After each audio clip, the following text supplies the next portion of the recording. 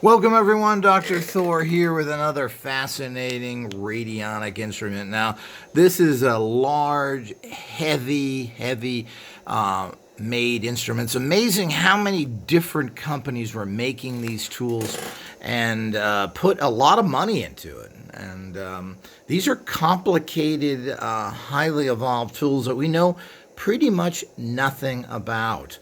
And there were doctors, and I don't know if they're all doctors or who were doing this, but that had all these huge instruments. You got to remember, this is before the time of pills, shots, and other things. So you had to get treatment in some way. And apparently, this whole Radionics Abrams thing swept the country. It wasn't just him, and it wasn't his tools. There were many other people, including other machines like the Dimshaw Color Therapy Unit, and so many other ones that we seem to have little or no information about. Of course, Dimshaw we have because his family carried on his work. But look at this beauty, and this thing probably weighs 50, 60 pounds. It has all these different switches. All these different switches.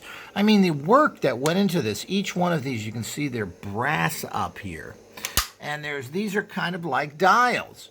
And I've seen these different machines all over the place in certain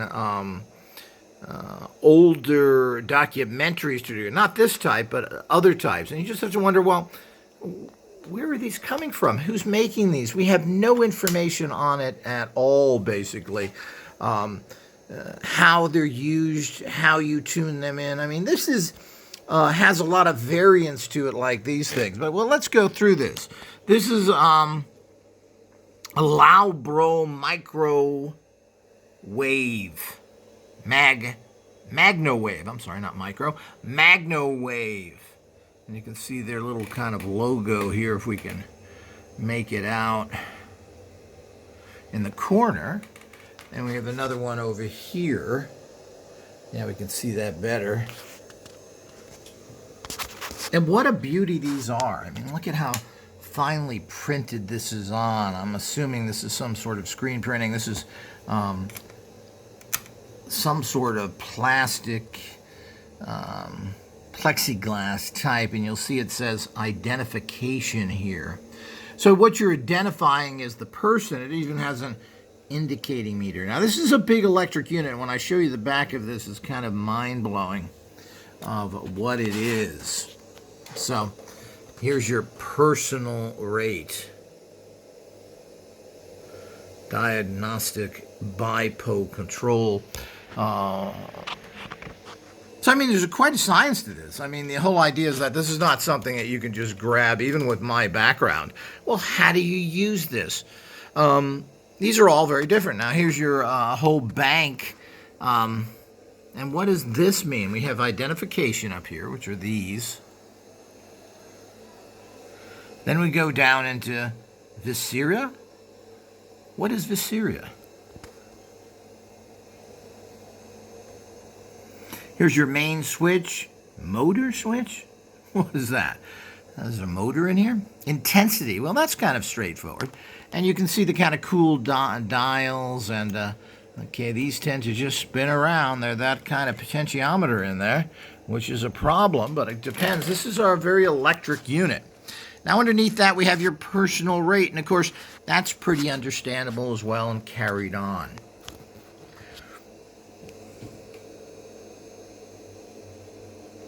Here's this whole little emanator. Now, what was that for? So, here's detector controls. Well, what fascinating stuff this is. I mean, these are just works of art. You never see machines like this anymore that are this complicated, this well put together, this well graphic. I mean, these are step above the plastic box bunch of junk that is perpetrated in the world today by radionic people with no imagination, boring little switches and their stickers that they put on there for that their controls go over, and their fantasy ingredients that are so-called inside of this. Nothing compares to these things. This is a massive tool, and it must have costed a fortune to produce this. Now, as I said, not only does it weigh a lot, let's look at the back here. Of course, this is very typical of units as well. They would put this kind of gunk on things. Now, I don't think this is an insulator. This is hiding what they're doing.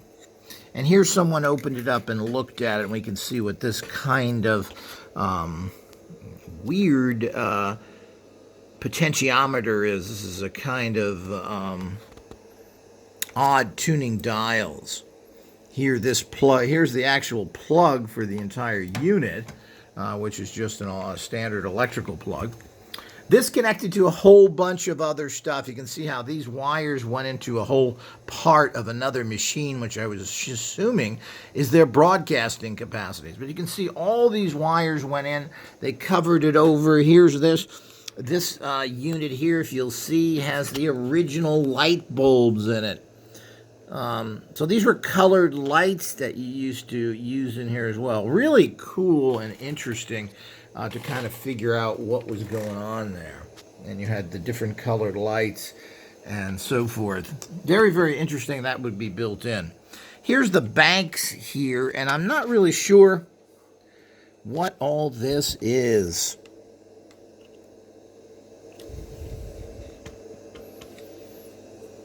Very complicated. I mean, making something like this would take weeks, if not months, of daily work with all of the actual parts that have to go into the assembly. And as I said, this thing weighs a ton. So, of course, if anybody has any information on this, do contact me. Let me know anything you know on this. But, you know, this is the kind of research that a professional institution does. And, you know, it costs money to buy these things. While this wasn't, this was connected to a whole giant box of machines originally. I didn't get it that way or even see it that way. And those, of course, get, you know, the piece of furniture gets thrown away. But it's an integral part of the technology. So now we're looking at, what is this? It's just so weird and so unusual. And, you need to have the time and money to sit down and look over this for hours, figure it out.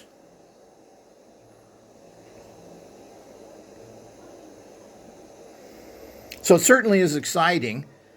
And this is the type of thing we're going to go into this more, disassemble it more, look at it more carefully for those interested in All Access membership, and particularly at our Institute of Technology, which studies subtle energy physics, the bigger, broader field of radionics, and these kind of masterpieces that God knows how many stuff like this was actually thrown in the trash. And there's a lot of units. You got to remember back at the turn of the century when this was big in the early 20s, and even up till very recently, everything was made large. They didn't have small components. And it doesn't look like people were too concerned about space. So you would get a machine like this would be built into a giant desk. You know, one of those roll-top desks that you can get. Well, you would have those built into it. A big unit like that, this would be built into. So you can see what happens. Well, what happens? Well, once these are not used anymore, they fall out of favor. These things are just thrown in the trash. This happened of all things, as I remember in my childhood, of pianos, player pianos, which were pre-radio and TV. You would put a roll in them, and then you would pump with your feet, and it would move the roll and create a bellows within the a bellows system within the piano that would trigger the keys, and you could play music. Well, these were a lot of fun to do as a kid, even though exhausting. That you would pump, and this was your radio back then, but you were getting a piano that would play a tune for you without you having any skill. Well, what happened is all those rolls that you put in the machines, eventually there were so many of these that, guess what they did with them? They burnt them to get rid of them. Nobody wanted them. The player pianos themselves started to be burnt and thrown away because nobody wanted that technology. Radio, TV, etc. replaced all that, and very little is kept. And this is the same thing happening here. We have this type of technology that has disappeared. It's big, it's heavy, it's difficult to handle and carry even today. And what do? What happens to it? Well, I've saved this, and this has been floating around for a while out there. I think this has been owned by many people. What do you do with it? What about these units? I saw somebody who had a giant unit in a barn somewhere in the Midwest and was saying, hey, come and pick it up. Did anybody? I don't think so. What do you do with it? Where do you put it? Well, that would be exciting to have this kind of equipment. But you need an organization that has the money and the time to do that. And that requires support. And the radionic community supports nobody. There's really nothing going on. And all of it, you have a couple of organizations that basically do nothing, have been floundering for years. And the reason for this is not only that the people involved are old and there's kind of bad management, but the bottom line is that there certainly isn't a flux of thousands of people going in there and supporting them. And in this day and age, where people drop, $5, $10 a day for coffee and a biscuit, well, you can take one of those days and send it to an organization and help them out once a month. And, if you have 1,000 people that give $10, well, what have you got?